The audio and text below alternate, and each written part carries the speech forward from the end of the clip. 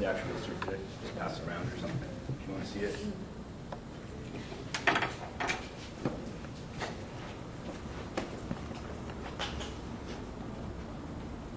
Is there a VGA cable there? Sorry. It basically works the same as your remote control. It actually uses the exact same hardware.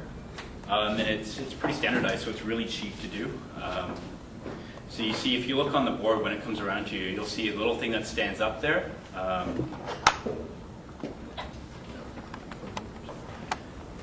Is the receiver. So that does a lot of filtering for you. So you notice, like with when you had your detection things, it had very little range on them. This one actually does a lot of filtering, and I'll show you how it's encoded in a minute, but you get a lot more range. At 1200 baud, I was able to get about 2 or 3 meters, and you can go actually a little bit further if you go slower than that.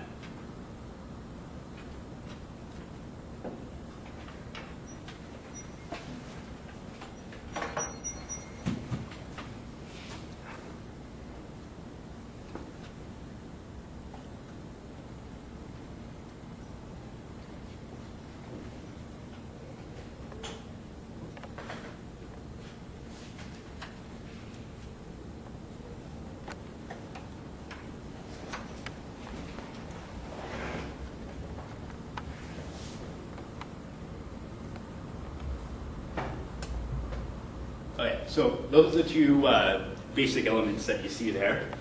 So standard infrared LED, and that there, it looks sort of like a photo transistor, but it's not exactly. It has a little bit more in there. It has some filtering in it.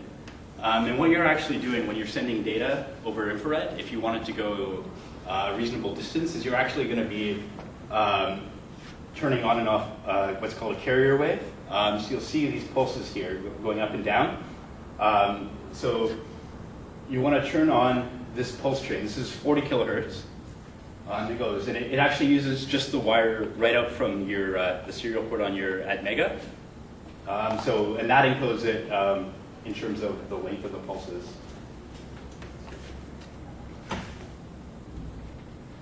So this is the actual schematic. The top there is just basically the theory of operations. Really, really simple for the transmitter. So you have some sort of 40 kilohertz clock or pulse. You have the transmit output from your UART, and Windows wants to update. And the one thing with the transmit output is actually idles at plus 5 volts or high. You really don't want your LED to just idle on. You want it to be off. So it goes through an inverter. Goes through an AND gate with 40 kilohertz. So what that'll do is when the TX signal goes low, the output of the AND gate will be the 40 kilohertz, and that will turn on and off the LED that you see there.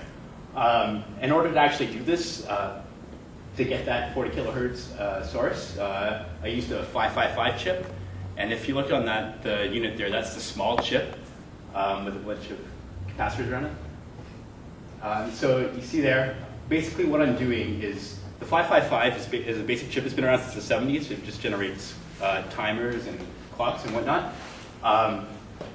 So what I'm doing is when the TX signal is high, I'm holding the reset pin on the 555 low, so it doesn't output anything. And then when it goes low, the reset pin is released, pulled up with the pull-up resistor there, and then it's set up in such a way that it will output 40 kilohertz wave. It's a little bit, not exactly 40 kilohertz, just using standard values, but it's close enough. And then you see that it goes, the output, it's powerful enough to drive the LEDs. So it goes right through a 50 ohm resistor right into the LED, and then that goes just to ground. And then the receiver is a lot simpler. All of that is contained within the one little module. So that's the receiver, and that's the unit that just sort of stands up there on top of the infrared diodes. One thing about that is it's very sensitive to the power lines. You have to do some filtering, and that's all this is here. It's just a low-pass filter, because it'll actually pick up the pulses from this 555 on the power line and trigger, so it's not really good. And again, output, it's an open collector output, so you have to have a pull-out, and this goes right into your Atmega. And so that's basically how it works. You can get some pretty decent range out of it actually for like $5 in parts, so it's not bad. It's a lot better than $50 for one of those modules. Yeah, so that's the basic idea of it. And you get all these parts at Creatron or Supremetronic, they're all just sitting there. And yeah, so that's basically for it. Any questions or anything? Plug this straight into the UART, or do you write your own UART code? Yeah, you can plug this straight into the UART. That's what has the 555 chip. You can actually generate that 40 kilohertz and just use that simple circuit over there if you output that from the Atmega, but that's a little bit harder. You can't just plug that into any Atmega. You have to set it up first. Yeah. Yeah, out of curiosity, you had a oscilloscope waveform there. Do you have your own like storage scope or storage scope software or something like that? No, I got that off the internet. Oh, okay, yeah, cool. I have like a counter, but I don't have an actual oscilloscope. Yeah. I just wanted it to look like a PC screen, and I've wanted to get at some point like a PC scope, you know, these $100 ones, and just plug some serial port or something. Okay, great. Be helpful, yeah. Any questions? Anyone else? All right. Well, let's give John a little hand.